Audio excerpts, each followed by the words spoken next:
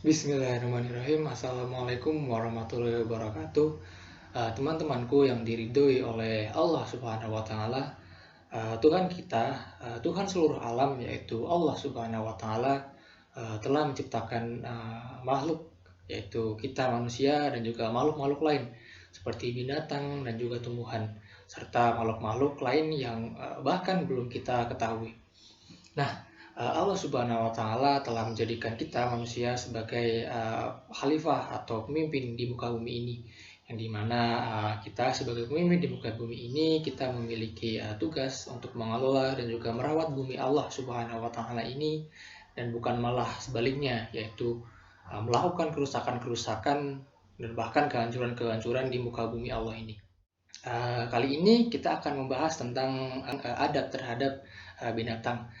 Saya banyak melihat uh, binatang-binatang ini mendapat perlakuan yang kurang baik dari kita umat manusia. Apa aja sih adab terhadap binatang itu?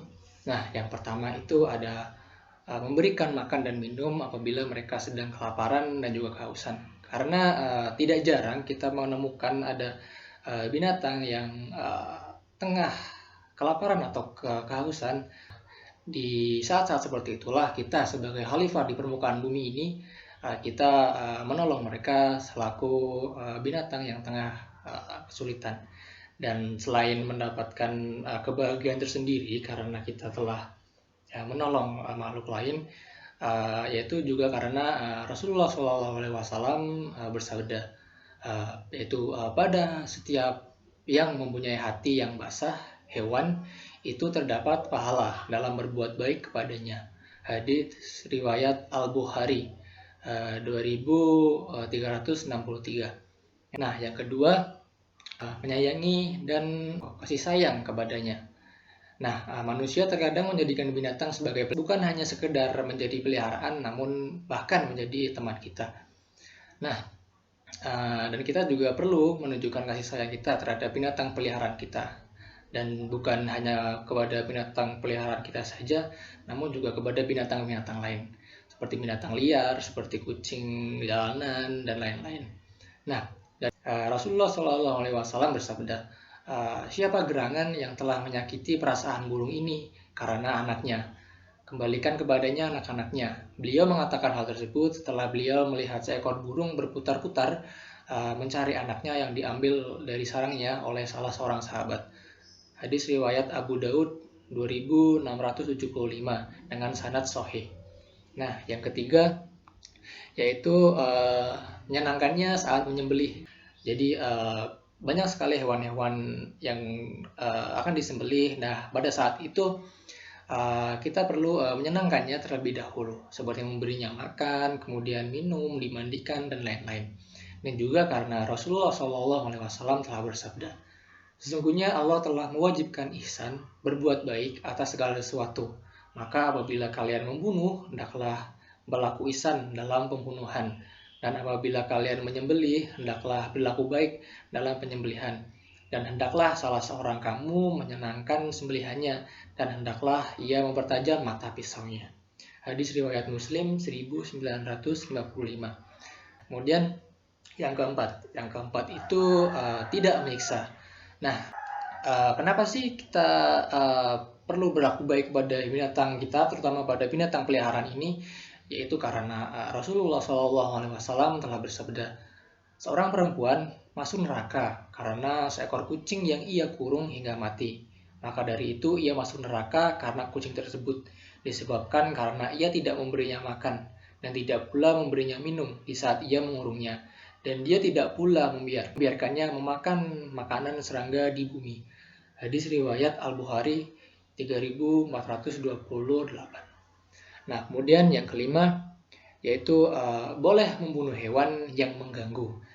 Binatang yang mengganggu ataupun berbahaya yang misalnya menyerang kita manusia, yaitu seperti ular, anjing, buas, dan lainnya, boleh kita bunuh apabila dia mengganggu. Karena juga Rasulullah SAW telah bersabda, ada 5 macam hewan fasik yang boleh dibunuh di waktu halal atau tidak ihram dan di waktu ihram, yaitu ular, burung gagak, yang putih punggung dan perutnya, kemudian tikus, anjing buas, dan raja wali. Hadis riwayat Muslim 1198. Kemudian yang keenam yaitu boleh memberi wasam atau tanda. Nah, wasam atau tanda di sini itu seperti yang sering kita lihat pada binatang ternak seperti sapi yang telinganya kita lubangi untuk kita masukkan anting yang ada nomornya. Nah, tanda atau wasam ini boleh kita berikan untuk binatang ternak yang tergolong na'am, itu seperti unta, kambing, dan juga sapi. Selain binatang na'am, maka tanda tidak boleh diberikan kepadanya. Nah, Rasulullah SAW juga pernah bersabda, Allah mengutuk orang yang memberi wasam pada muka keledai ini. Hadis riwayat Muslim 2117. Nah, kemudian yang ketujuh yaitu mengenal hak Allah kepada hewan. Nah, manusia yang mampu untuk menunaikan zakat, maka hendaklah menunaikan zakat dengan menggunakan hewan-hewan yang tergolong na'am tadi atau yang diperbolehkan pada zakat.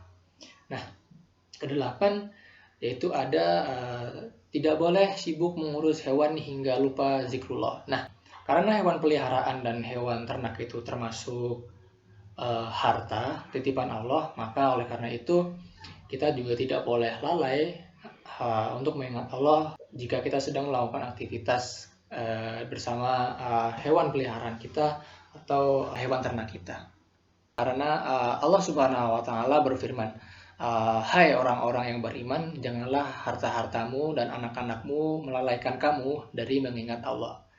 Al-Quran surat Al-Munafikun ayat 9. Nah, itu tadi teman-teman adab terhadap binatang yang semoga bermanfaat bagi teman-teman sekalian, serta saya harap juga dapat menjadikan kita secara bersama-sama menjadi manusia yang lebih baik lagi untuk Allah Subhanahu wa taala. Terima kasih untuk teman-teman yang sudah menyempatkan waktu. Saya tutup. Wabillahi taufiq wal hidayah. Wassalamualaikum warahmatullahi wabarakatuh.